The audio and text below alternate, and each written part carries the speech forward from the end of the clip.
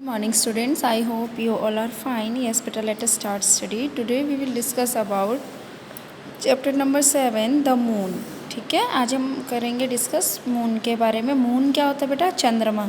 ठीक है, so let's discuss. The moon is the only natural satellite of the earth. ठीक है, हमारी पृथ्वी का सबसे एकमात्र, सिर्फ ओनली वन एक ऐसा नेचुरल सैटेलाइट है.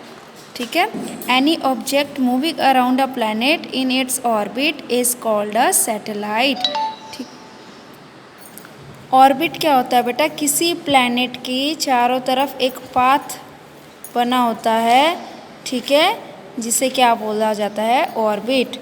पाथ अराउंड अ स्टार और प्लैनेट, उसे हम क्या बोलते हैं? ऑर्बिट. इस any object moving around a planet in its orbit is called a satellite. ठीक है, the moon is thought to be as old as the earth, that is about 4.6 billion years. मतलब चंद्रमा का अस्तित्व उतना ही पुराना है बेटा जितनी पुरानी हमारी धरती है. ठीक है, 4.6 बिलियन ईयर ओल्ड. ठीक है, it is about 3,84,400 kilometre away from the earth. ठीक है, जो ये चंद्रमा है हमारी पृथ्वी से कितनी दूर है बेटा? 3,84,400 किलोमीटर दूर है. ठीक है, so it does not have a light of its on. ठीक है, इसकी जो हमें रात को ये नज़र आता है बेटा, इतना चमकता हुआ चांद नज़र आता है, ये इसकी खुद की लाइट नहीं है. ये किसकी वजह से शाइन करता है? Because of the light of the sun. ठीक है, but shines because it reflects the light of the sun that fall on it. ठीक है, जब सूरज की रोशनी चंद्रमा पर पड़ती है, इसकी वजह से ये इतना शाइन कर पाता है. ठीक है, life does not exist on the moon as there is no air और वाटर ऑन इट. ठीक है, हम यहाँ पर अपनी ज़िंदगी नहीं बिता सकते चंद्रमा में, क्योंकि यहाँ पर अर्थ प्लैनेट, अर्थ जैसा, धरती हमारी पृथ्वी जैसा इन्वायरमेंट वहाँ नहीं है. ना वहाँ पे ऑक्सीजन हमें प्रोवाइड हो सकती है. ठीक है, ना वहाँ का एनवायरनमेंट, एटमॉस्फेयर कुछ भी ऐसा नहीं है जैसा हमारी पृथ्वी में है. ठीक है, देयर इज़ नो एयर और नो वाटर. ठीक है, ना वहाँ पर हवा है ना वहाँ पर पानी है, जिसकी वजह से हम वहाँ पर नहीं रह सकते. ठीक है बेटा, the gravity of the moon is 1/6 the gravity of the earth. ठीक है, जो वहाँ पे ग्रेविटी है हमारी धरती का 1/6, 1/6. ठीक है, वहाँ की ग्रेविटी है. ठीक है, यानी कि 6 का टोटल 6 का 1/3. ठीक है, 1/6. ठीक है, if you can jump 1 metre on the earth surface, you will be able to jump 6 metre on the moon surface. यानी कि अगर आप धरती पे, ठीक है, अर्थ पे अगर 1 मीटर तक का लंबा जंप लगाओगे, अगर तो आप 1 मीटर लंबा जंप लगाओगे तो उतना ही आप, मतलब अगर हम कैलकुलेट करें तो वो ओनली 1 मीटर तक का ही होगा.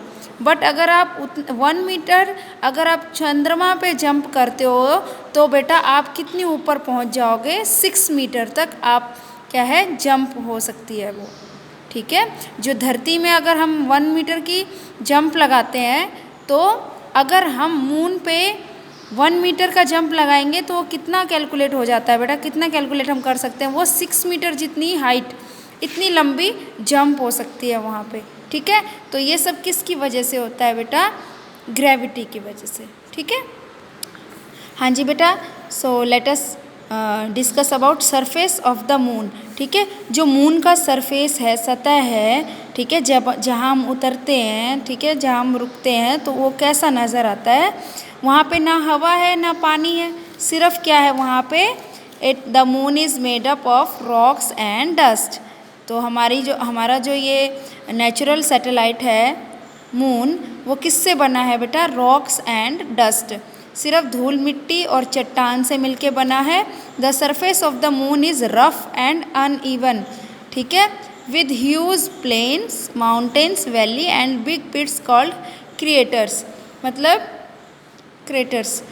तो वहाँ पे सिर्फ और सिर्फ क्या है बेटा, वहाँ की जो सरफेस है, ठीक है, सतह है, कैसी है बेटा, बिल्कुल रफ है, ड्राई है, ठीक है। वहाँ बड़े बड़े माउंटेन्स हैं, बड़े बड़े खड्डे हैं और कुछ भी नहीं है वहाँ पे, ठीक है। Craters are deep holes that are formed by meteoroids hitting the surface on the moon. Meteoroids क्या होते हैं बेटा, उल्का पिंड, ठीक है। जब उल्का पिंड, जो बड़े बड़े पत्थर होते हैं बेटा, जो वहाँ क्या है हमारे अंतरिक्ष में जो तैरते रहते हैं, जब वो वहाँ पर आके हिट करते हैं, ठीक है, चंद्रमा की सतह पर जब हिट करते हैं, टकराते हैं, तो उसकी वजह से वहाँ पे क्या है, बड़े बड़े खड्डे हो जाते हैं, जिसे क्या बोला जाता है साइंस की लैंग्वेज में, क्रेटर्स, ठीक है। Meteorites are pieces of rocks from the outer space that hits other heavenly bodies. Clear है बेटा? Most of the moon's surface is covered by regolith, which is a mixture of fine dust and rocky debris produced by meteor impacts. यानी कि जो most of the moons surface, जो ज़्यादातर moon का surface है, किससे भरा हुआ है बेटा, किससे कवर्ड है वो बेटा, वो रेगोलिथ से। जो रेगोलिथ्स क्या होता है बेटा, mixture of fine dust and Rocky debris, ठीक है, जो क्या है धूल और चट्टान के मिक्सर से बना है, जिसे रेगोलिथ बोलते हैं। प्रोड्यूस्ड बाय मेटेर इम्पैक्ट, ये किसकी इम्पैक्ट की वजह से, किसकी वजह से बनते हैं बेटा ये रेगोलिथ्स, जब यहाँ पे हिट करते हैं उल्का पिंड, तो उसकी वजह से जब खड्डे हो जाते हैं, ठीक है, तो जगह जगह पे ये जो हो रहा है, तो उसकी वजह से किसके निशान है बेटा, डस्ट एंड रॉक्स के, ठीक है। ये किसकी वजह से होते हैं, मेटेओरिट्स की वजह से। क्लियर है बेटा? तो हम कह सकते हैं जो मून का सरफेस है वो कम्प्लीटली रॉक्स एंड डस्ट से कवर्ड है, ठीक है, वहाँ और कुछ भी नहीं है इसके अलावा, ठीक है। So today we will discuss this topic only, read this topic carefully, okay बेटा, थैंक यू।